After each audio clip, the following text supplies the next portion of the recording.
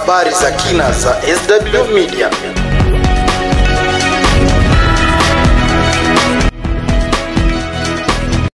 Ujambo mpenzi msikilizaji wetu wa SW Media popote ulipo, na karibu katika taarifa zetu. Jina langu ni Otieno Roja Soko, tukishirikiana na mwenzangu Kevin Wekesa. Na kwanza tuanze na taarifa kwamba Rais William Ruto pamoja na naibu wake Kithure Kindiki wanatarajiwa kuanza rasmi ziara yao katika maeneo ya Mlima Kenya, huku wakikumbwa na upinzani mkali kutoka kwa aliyekuwa naibu wa rais Rigathi Gachagua. Kwa mengi zaidi tumkaribishe mwanahabari wetu Charles Musoka atuarifu. Shughuli kadhaa zimepangwa huku Rais William Ruto akianza ziara katika eneo la Mlima Kenya siku ya Jumanne.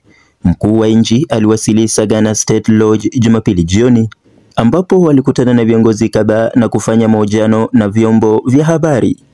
Ziara hiyo inajiri huku kukiwa na sintofahamu kuhusu mapokezi atakayopewa mkuu wa nchi tangu kuondolewa kwa aliyekuwa naibu wa rais Rigathi Gachagua. Kurejelea kwa Ruto katika eneo hilo kuna kuja miezi kadhaa baada tu ya ziara yake katika eneo hilo mnamo Agosti 2024 alipoandamana na aliyekuwa naibu wa rais Rigathi Gachagua.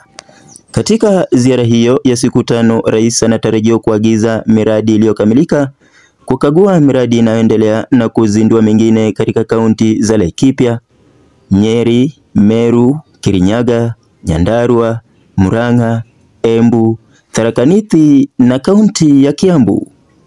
Nikiripotia Starwave Media, jina langu ni Charles Musoka. Unasikiliza SW Media. Na katika taarifa nyingine ni kwamba kiongozi wa wengi katika bunge la kitaifa Kimani Ichung'wah amemtetea Rais William Ruto dhidi ya madai yanayomhusisha na kuondolewa kwa aliyekuwa naibu wa rais Rigathi Gachagua pamoja na changamoto za kisiasa zinazomkumba mbunge wa Kiharu Ndindi Nyoro. Madai haya yameibuka wakati rais anajiandaa kwa ziara yake katika eneo la Mlima Kenya. Rais Ruto anatarajiwa kuanza ziara yake Mlima Kenya Jumanne Aprili tarehe 1, ambapo ni siku hii ya leo. Ziara hii inakuja wakati ambapo kuna mvutano wa kisiasa katika eneo hilo, huku baadhi ya viongozi wakimhutumu rais kwa kupanga kuondolewa kwa Gachagua. Hata hivyo, Ichung'wah amepuuza madai haya akisema Gachagua alikauka katiba na kuchochea chuki za kikabila, mambo yaliyosababisha kuondolewa kwake kupitia kura ya wabunge 281 dhidi ya 44. Vile Ichung'wah amezungumzia hali ya Ndindi Nyoro ambaye hivi karibuni aliondolewa kama mwenyekiti wa kamati ya bajeti katika bunge la taifa. Kulingana na Ichung'wah, Nyoro alitumia nafasi yake kujinufaisha kisiasa katika eneo bunge lake la Kiharu kwa gharama ya maeneo mengine nchini. Hata hivyo, mandhari ya kisiasa katika Mlima Kenya yanaendelea kubadilika, huku mgawanyiko ukiongezeka miongoni mwa viongozi wa eneo hilo. Baadhi yao wameelezea wasiwasi kuhusu mgawanyo wa madaraka na rasilimali, wakati wengine wakimuunga mkono Rais William Ruto. Unasikiliza SW Media. Na katika habari za kimataifa ni kwamba ofisi ya rais wa Sudan Kusini imepuuzilia mbali madai kwamba Rais Salva Kiir alimtuma waziri mkuu wa zamani Raila Odinga kwa rais wa Uganda Yoweri Museveni kabla ya kumpa ruhusa ya kukutana na makamu wa kwanza wa rais Riek Machar ambaye yuko kizuizini. Hata hivyo, katika taarifa yake ya Jumatatu Machi 31, katibu wa habari wa rais David Ama alisema kuwa ziara ya Raila nchini Uganda ilipangwa kabla ya mkutano wake na Kiir. Safari ya Odinga kwenda Uganda ilipangwa mapema, hakuna aliyemtuma kwenda kuzungumza na Rais Museveni, alisema. Unasikiliza SW Media. Na kwingineko, wacha tupate makala ya dini. Mwanahabari wetu Muhanda Patience anatupa SW Media, makala ya dini, ambapo leo hii tutaweza kuzungumzia mada umuhimu wa kunyamaza katika dini ya Kiislamu. Katika Uislamu, kunyamaza ni kipengele muhimu cha maadili na tabia nzuri. Mtume Muhammad alihimiza umma wake kuzingatia maneno yao na kuchagua wakati sahihi wa kuzungumza. Hii ni kwa sababu maneno yanaweza kuwa na athari kubwa kwa watu wengine, na matendo ya mtu yanaweza kuathiriwa moja kwa moja na maneno hayo. Kwanza, Uislamu unafundisha kwamba kunyamaza kunaweza kusaidia katika kuzuia migogoro na mizozo. Maneno yasiyofikiriwa yanaweza kusababisha kutoelewana na hata uhasama kati ya watu. Katika hadithi, Mtume Muhammad alisema kuwa yeyote anayeamini kuwa Allah na siku ya mwisho na aseme jambo la heri au anyamaze. Hii inasisitiza umuhimu na kuzungumza kwa hekima na busara na kunyamaza inapobidi. Pili, kunyamaza kunaweza kusaidia katika kutafakari na kufanya ibada kwa unyenyekevu. Waislamu wanahimizwa kutumia muda wao katika kutafakari juu ya maajabu ya uumbaji wa Allah, kusoma Quran na kutafakari juu ya maana ya maisha. Kunyamaza kunatoa nafasi ya kujitathmini na kuimarisha imani. Nikiletea makala haya ndani ya Starweb Media, jina langu ni Patience Muhande. Unasikiliza SW Media. Habari za biashara. Serikali imesaidia Wakenya kupata mavuno bora kupitia kilimo cha mahindi, ambapo wakulima wamekumbatia sana humu nchini. Kwa mengi zaidi tunampisha mwanahabari wetu Henry Onyango atuarifu. Kilimo kimekuwa msingi wa uchumi wa Kenya kwa muda mrefu, kikichangia kwa kiasi kikubwa pato la taifa, kutoa ajira na kuzalisha mapato ya mauzo ya nje. Sekta hii ina jukumu muhimu katika uzalishaji wa chakula nchini na kuendeleza maisha ya vijijini.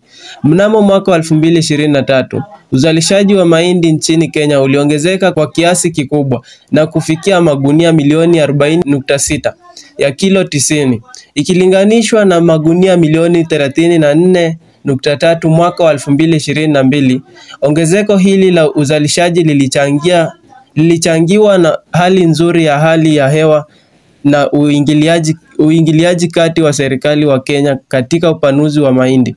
Bei ya wastani ya lango la shamba kwa gunia la kilo 90 za mahindi mwaka wa 2023 ilikuwa shilingi 4,094, huku bei ya jumla ikifikia shilingi 5,918. Ongezeko hili la bei lilionyesha kupanda kwa kiasi kikubwa kutoka mwaka 2021 hadi mwaka 2023, huku bei ya jumla ikipanda kwa asilimia 54 na bei ya mlango wa shamba kupanda kwa asilimia 36.5. Wakati wakulima walinufaika na bei ya juu ya mahindi yao kati ya mwaka 2021 na mwaka 2023, watumiaji walibeba mzigo mkubwa wa kupanda kwa bei hizi na kuchapanuzi wa mahindi. Bei ya wastani ya lango la shamba kwa gunia la kilo 90 za mahindi mwaka wa 2023 ilikuwa shilingi 4,094, huku bei ya jumla ikifikia shilingi 5,918. Ongezeko hili la bei lilionyesha kupanda kwa kiasi kikubwa kutoka mwaka 2021 hadi mwaka 2023, huku bei ya jumla ikipanda kwa asilimia 54 na bei ya mlango wa shamba kupanda kwa asilimia 36.5.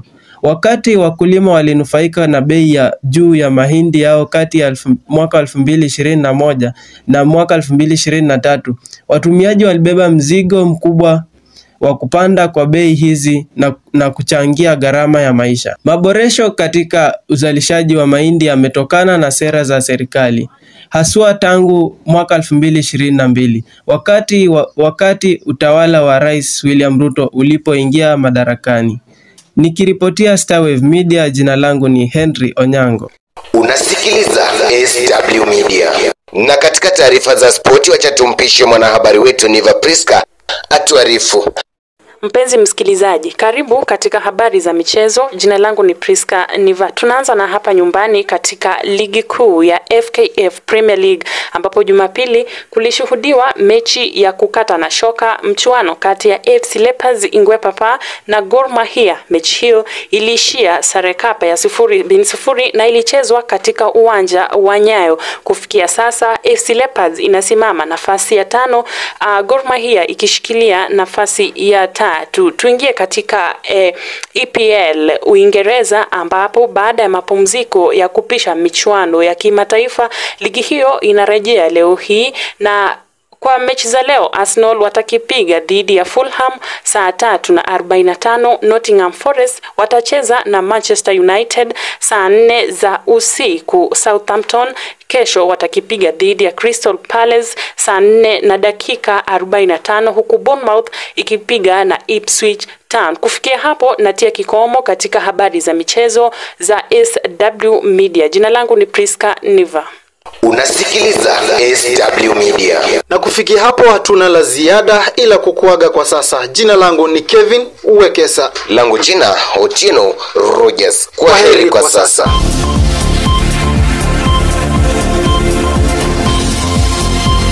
Hizo zimekuwa ni habari za SW Media. SW Media, credibility is our priority. SW Media, credibility is our priority.